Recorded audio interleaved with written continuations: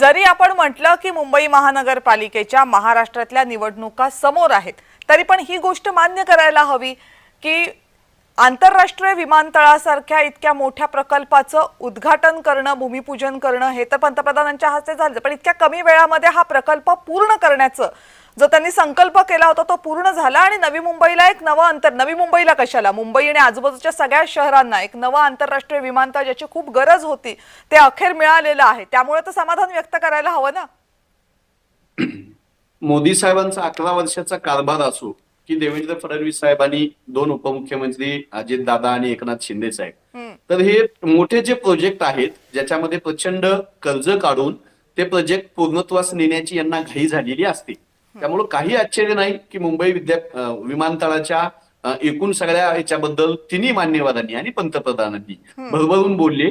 शक्तीपीठासाठी अशीच घाई आहे ना, समृद्धीसाठी अशीच घाई केली होती ना, बुलेट ट्रेनसाठी अहमदाबाद ते मुंबई हीच घाई होती.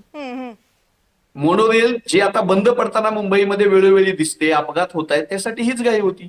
मेगा इंजिनिअरिंगला 17,000 कोटी रुपयाची विकास कामाचं MMRDA जे कंत्राट दिलं होतं ते अशाच घाईनं दिलं होतं ना सुप्रीम कोर्टाला. तिथे हस्तक्षेप करून ते 1100 कोटीवर 11,000 कोटीवर करायची वेळ आली होती.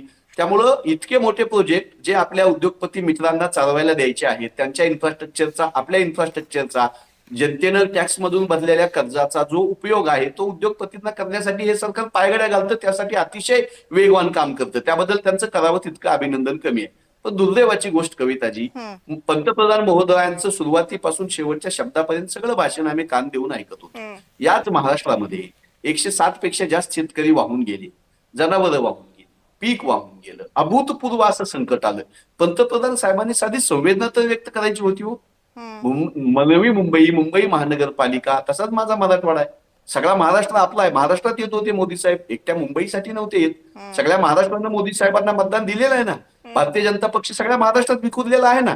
आमदार आहेत, त्यांचे खासदार आहेत ना.